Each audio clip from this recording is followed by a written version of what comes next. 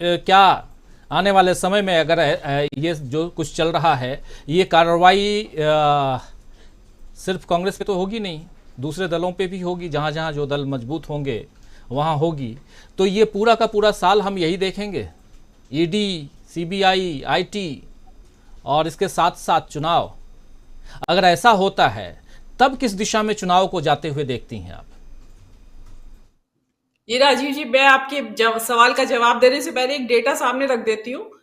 ED के बारे में डेटा है कि 2014 में जब कांग्रेस की सरकार गई और बीजेपी की आई सरकार, तो ईडी के 112 मामले थे केवल। 2022 का लेटेस्ट डेटा है, आज 5422 प्लस मामले हैं। आप ये देखिए कितना बेजा दुरुपयोग हो रहा है, उसका बेजा इस्तेमाल हो रहा है ईडी का इस सरकार के द्वारा। और उसमें से कितने अधिकतर मामले आपको मालूम ही है किस वजह से है, झूठे सच्चे मामले हैं, जो कि अंत में जो अभी बताया मेरे से पहले पैनलिस्ट ने कि भाई वो बाद में छूट जाते हैं 1-1.5 साल बाद, लेकिन जो होता है वो हो चुका होता है। दूसरी बात कि ये तो लगातार चलेगा।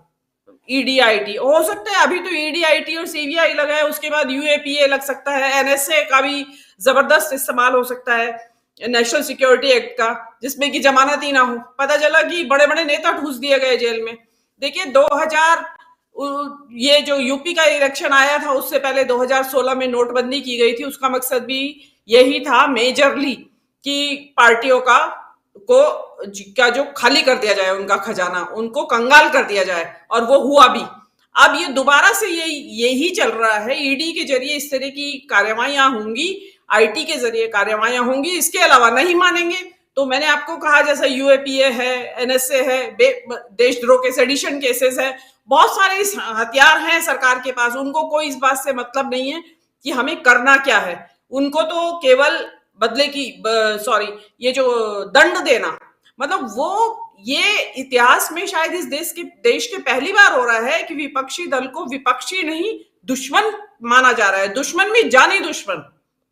एक दुश्मन तो फिर भी बर्दाश्त कर लेता है इंसान, लेकिन जानी दुश्मन को बर्दाश्त नहीं करता। तो ये जानी दुश्मन के साथ जैसा इंसान व्यवहार करता है, वैसा व्यवहार आज की केंद्र सरकार विपक्षियों के साथ कर रही है। और ये चीज आगे बहुत ज्यादा चलेगी, क्योंकि जो भी एक सेंटिमेंट बन रहा है पब्लिक के अंदर, एक परसेप्शन जो बन रहा है, वहां पे मोदी जी का जो एक दर्पण चमक रहा था, चमचमा रहा था, उसमें एक बहुत बड़ी दरार पड़ गई है, तरेड़ आ गई है जिसको कहते हैं।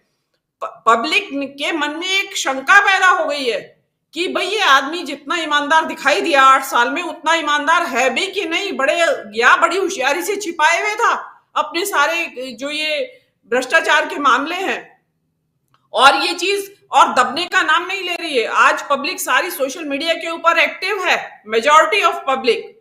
तो उसमें हर कोई सड़क चलते लोगों को भी पता है आज अडानी का जो ये किस्सा हुआ है वो, और ये जो बीबीसी की रिपोर्ट है, और उसके बाद जो कुछ हो रहा है।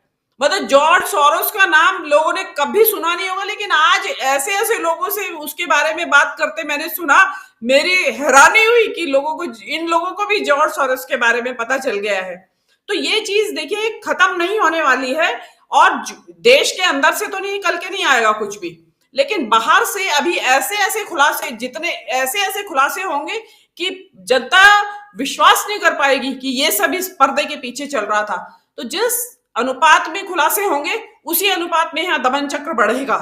और क्योंकि जो विदेश वाले के जो लोग हैं, जहां से जो खुलासे दे रहे हैं, उसमें जॉर्ज सोरोस हो, हिंडनबर्ग हो, या न्यूज़पेपर्स हो, या बीबीसी के ऊपर तो इन्होंने यहाँ चला लिया अपना, उनके ऊपर तो इनका बस चलता नहीं है। तो जो देश में उपलब्ध हैं, विपक्षी दल उपलब्ध हैं, तो उनके ऊपर, और जो हम और आप जैसे लोग जनता के पक्ष में जो बात कर रहे हैं, जनता को सच्चाई से अवगत करा रहे हैं, हमारे जैसे लोग भी इसके लपेटे में आ सकते हैं। अब जिसके पास जो होगा, जिसके पास पैसा होगा, उसका पैसा लपेटे में आएगा, नहीं होगा तो उसके विचार लपेटे में आएंगे, जेल में भेजा जाएगा। तो अभी तो घोषित आपका आपातकाल लगा है, हो सकता है इसके बाद घोषित आपका आपातकाल भी लग जाए। तो ये बेचैनी तो लगातार बढ़ती रहेगी। और इसमें देखिए, जैसे अभी मेरे से पूर्व वक्ता भी बता रहे थे कि कांग्रेस अब मजबूती के साथ मैदान में उतर रही है, जिसमें कि सोशल मीडिया और जो उनका मीडिया मैनेजमेंट, और सेकेंडली जो अभी जो लगातार चल रहा है, जैसे राहुल गांधी के बारे में ही लीजिए कि उन्होंने दाढ़ी नहीं कटवाई है। एक सबसे बड़ा बात तो ये है कि वो लोग पूरा कयास लगे हुए थे, लोगों ने सट्टा लगा रखा था कि कटवा लेंगे या नहीं कटवा लेंगे। तो वो जो दाढ़ी है वो बार बार याद दिलाती है भारत यात्रा, सफल भारत यात्रा की। और ये जिसने भी ये सलाह दी है कि नहीं कटवाएं, उसमें मैं भी हूं, लेकिन जिसने भी ये सलाह दी और इसको माना है राजीव गांधी ने, राहुल गांधी ने, ये खा जाएगी, ये 2024 तक रहेगी। जैसे उनका राज बांटने की स्कीम चलेगी तो यहाँ दाढ़ी चलेगी। तो ये चीज, ये पब्लिक को लगता है कि यार ये उस तपस्या का फल है जो ये आदमी 3500 किलोमीटर चला था, ये उसका नतीजा है जो इसने अभी तक इसको वहीं के वहीं बनाए रखा है। रही बात 24, कहा जाता है कि भाई 5 किलो अनाज के बल पे मोदी जी 2024 जीत लेंगे। खुदा ना खास्ता, मैं कहती हूँ कुदरत ऐसा कहर ना करे, इस देश में फसलें फेल हो जाए या सूखा पड़ जाए तो क्या होगा? तो क्या तब भी इसी तरह से अनाज बढ़ता रहेगा?